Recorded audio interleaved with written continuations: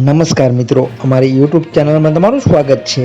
તો મિત્રો, તમે પણ જો સરકારી ભરતીની તૈયારી કરતા હોય તો આ ચેનલને મિત્રો સબસ્ક્રાઇબ કરી બેલ આઇકન પ્રેસ કરી નોટિફિકેશન ઓન કરી દેજો। આટલું કરવાથી મિત્રો તમને રોજબરોજની અપડેટ છે તે મળતી રહેશે। તો ચલો આપણે આજની જે અપડેટ છે તે જોઈએ। તો અહીં તમે સ્ક્રીન ઉપર મિત્રો જોઈ શકો છો, શિક્ષણ સહાયકોની ભરતીને લઈને મહત્વના સમાચાર સામે આવ્યા છે। વર્તમાન ભરતીમાં બેઠકોમાં વધારો કરાયો છે।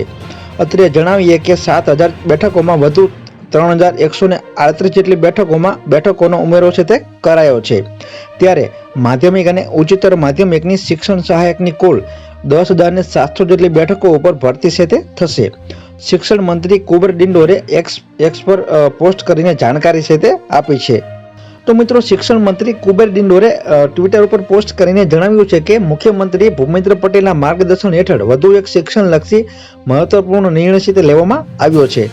જૂના શિક્ષક તરીકે 2,230 જેટલા શિક્ષકોને શાળા ફાળવણીની અને નિમણૂક હુકમની પ્રક્રિયા છે તે પૂર્ણ કરવામાં આવેલ છે, જે અંતર્ગત ખાલી રહેતી 3,178 જેટલી જે જગ્યાઓ છે તે જગ્યાઓ શિક્ષણ સહાયકથી ભરવામાં છે તે આવશે।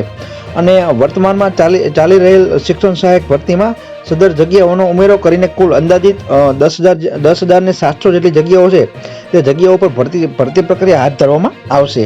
તો મિત્રો, આ હતી આજની અપડેટ। આવી જ માહિતી માટે અમારી યુટ્યુબ ચેનલ સાથે જોડાયેલા રહો। જય હિન્દ, જય ભારત।